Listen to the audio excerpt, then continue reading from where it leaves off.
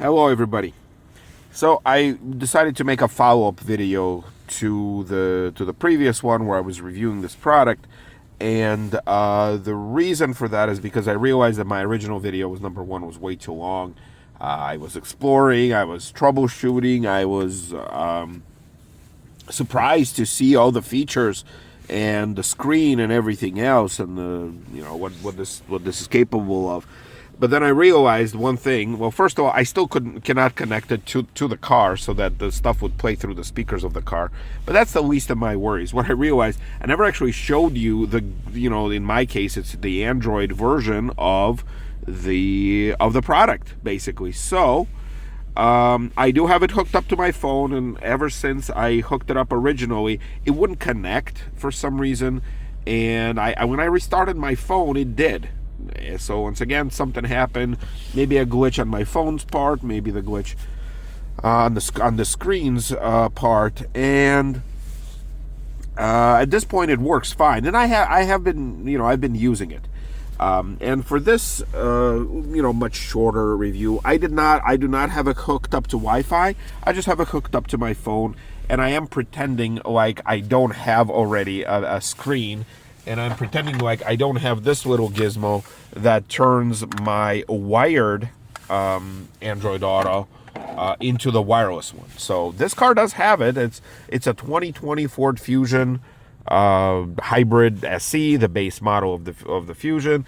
It does have wired, but I'll be honest with you, clicking in the cable every time, especially since, I listen to the radio most of the time, and the navigation, this does have the nav too, so I did get lucky with respect to,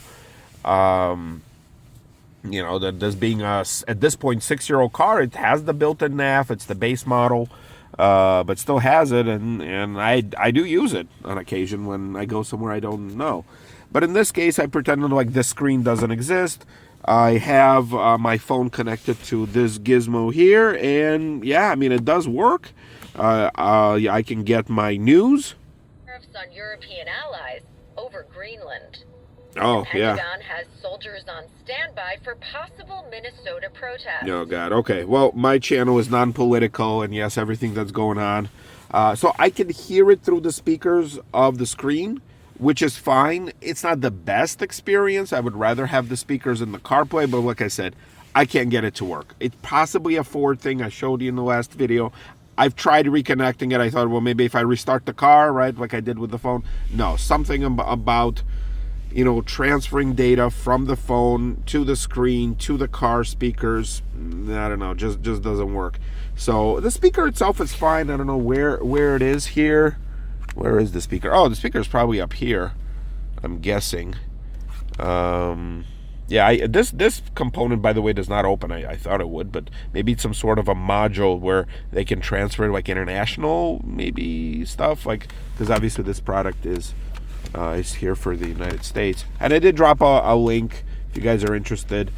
So there's that. Okay, so yep, that works. You can scroll it. Here's all my news. I love listening to the news. So, what just happened? Oh, it went back out. But this time around, if I click Android Auto, it should go back. There it is. Okay. So I'm not going to click on the phone because it's got my contacts, so you guys know that. But yeah, as far as getting all this, the screen, you can look at the map. Look at this thing. The screen is huge. Now, it does show the last thing that you use, kind of like your phone, but because it does require internet connection, I don't have my Wi-Fi hooked up to this thing through the phone. That's why it's like this. But I did show you guys YouTube works. Let's see, how do you get around this? Nope. Gotta go back. Yeah, like YouTube, Prime Video does work. I'm sure if you have TikTok or Netflix, that does work. And obviously it works for the CarPlay as well. All this stuff, the screen controls, once again, they're really fast. So no doubt about that. It's a powerful device. When you start getting into some of the apps, like I did show you guys with the Prime Video or even the YouTube at some point, it's not the fastest. It's definitely not. I don't know if it's the app integration itself or just the internet speed. Maybe it requires some sort of crazy speeds. But other than that, yeah, I don't know. I couldn't really make this work. The fact that you can do a split screen, that is amazing. So, and the fact that you can do this, I don't know, can you do pinch? No. But, okay, but I mean, it kind of mirrors what the Google can do, right? So as far as that's concerned, that's good. I mean, that's fast screen. And the fact that you can do split stuff like you can do with the phones, I mean, look at this thing. It is smooth. Like the hardware itself is great. The software is pretty good as well. Here you go. Goes to my main thing. In split screen mode, okay, I couldn't see that. But yeah, look, you can zoom out. You can move around. It's really responsive, so no complaint on that. So now that I've I did get a chance to use this thing, right? And the bottom line is that for a car like this, it's obviously not really designed for it. It's designed for a car that really doesn't have a screen. Like if I still had my Lincoln Town Car, I would probably figure out a way how to get this thing like on the floor where the cup holders were and possibly go this way. Now, keep in mind, I'm the type of person, I don't really need to be entertained when I'm driving. I don't really have a use for a YouTube video to be playing while I'm driving or my Prime Video. I do have kids, but at the same time, when we drive, they don't often get to use phones or gadgets. So, like sticking this thing in the back, I mean, you could, like one of the things you could see, if you can get the speeds to work, is do the YouTube video, like maybe mount it somehow like up here, maybe like zip tied, because the screen is big. I mean, no doubt about that. So, so that the kiddo riding in the back can watch it. It's again, lucky for me, I don't really have that need. So my kids, I mean, unless we go on like a 2-week road trip or something, don't really need that. So mounting it somewhere, like here, like in my case, well, yeah. By the way, the cord is huge. I mean, for a semi truck, you could run this thing, God knows from where, like from the back of the trailer, probably. Look at it. The cord has got to be like 12 feet long or something like that. I don't know if there's an official dimension there. So anyway, yeah. So like mounting it somewhere, yeah. Like for me, like this would be. First of all, it blocks half of. Well, I shouldn't say half, but it blocks a big chunk of my windshield. So. No way. And I understand, like, you could be tempted to start using some of these features, even like in traffic. But at the same time, for me, if I'm really desperate, I can slip my phone in here. Actually, this is a really good thing for my phone, especially when it's vertical like this. Like, it basically blocks a couple buttons, but it does sit here well. And I have no problem, watching a video on my phone if the situation calls for it. Using it for navigation, it's great. Yeah, like the navigation screen is full thing. But like I said, I do have it right in here. And in this case, it would be kind of difficult for me to reach here. And it's, again, mounting it here, I feel like it would fall off because I don't really have a good dash. Yeah, forget about it. This would be, I mean, okay, I could drape the cable maybe around, like go like this way. Okay, yeah, like this, I guess. Like, look at this. Like, that's borderline dangerous. I mean, come on. And I'm pretty sure a cop would give me a ticket. There's no way. Like, you're driving with a TV basically right in your face, and even if you're using it for the nav, like, God help you. Like, man, here. Like, you need, like, what just happened? There you go. All right. Like if you're driving and you need a map like in your face, that's a different problem.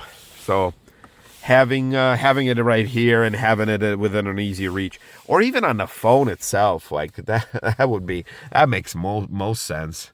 But yeah, so cool product, cool screen. The Autocast. So again, the hardware's really solid. But in this case, it's not for me. Now, for somebody who doesn't have a screen, who has some sort of a dash set up where it would not block a big chunk. Like here, like imagine if there's no screen at all. Like I feel like here would be perfect. And I feel like here it actually, I don't even need to. Like, it doesn't really go much. Like, unless I brake and it does this, maybe. But I feel like if I was doing it this way and I would feel like it's flimsy enough, I will possibly use the feet, and I would probably just zip tie it around. You can kind of see my hand. I could just zip tie the feet around here, and this would be perfect, like right here. Yeah, because look, it's not blocking anything. I can still access all the controls. So there you have it, folks. If you need a screen, I feel like this is a good one. It's a huge screen, very responsive. Android, Apple, whatever makes you happy.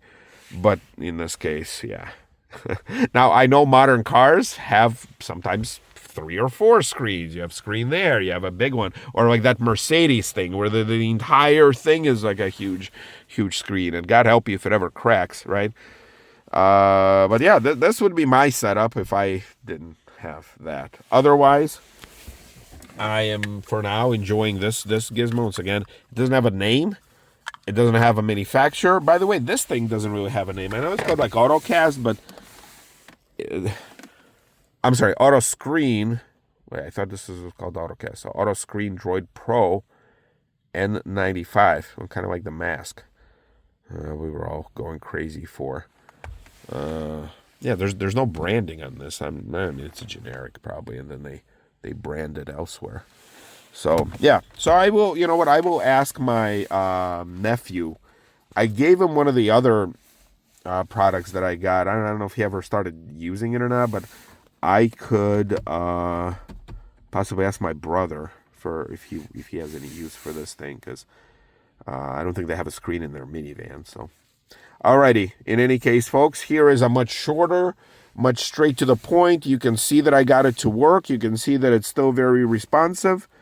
You can still see all sorts of things. It does work. Slow Wi-Fi connection might cause you a problem.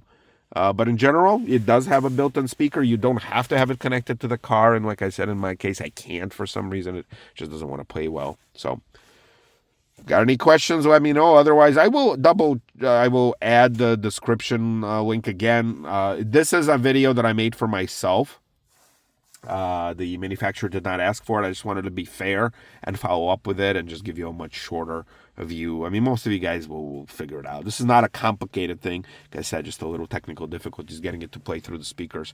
Also, the rear view camera, so again, for somebody who needs it, I can imagine draping it around, but I also want to, part of me just wants to say, like, look, just learn how to back up. Like, we all started driving, unless you're a teenager starting to drive right now, we all drove cars without backup cameras. I mean, what about checking your blind spots? Like, this is my first car with a blind spot monitor. I never had one before. And yeah, it's cool, but I also do one of these, and I kind of turn around and do. So, do these things, make our lives easier? Yeah, they kind of do. Plus, this car also has like the little sensors in the back that it does also beep and tell me how far I am from something. That one will not beep, but it will give it to you. But like I said, I would, if I drove a car today that didn't have it, I wouldn't be like, oh yeah, I need a backup camera, so I'm gonna do it. And then draping the cable probably through the floor or through the headliner or something, or I don't know how people do it. I'm sure there's a way, or like drilling through here somehow. But then also you have this thing on your dash. You have this cable, so you have this cable sticking out from here, so it's like you have two things. So yeah, I don't know how that would work. It almost feel like you need a wireless. You got like a little wireless module that you stick in and then hook it up to here. Kind of like a Wi-Fi or Bluetooth wife spot. That's a word I just came up with. So anyway, folks, there you go. There you have it. My honest to goodness thing. Once again, not for me. I do still think it's pretty cool. There could be a lot of uses for it, and we'll see you around.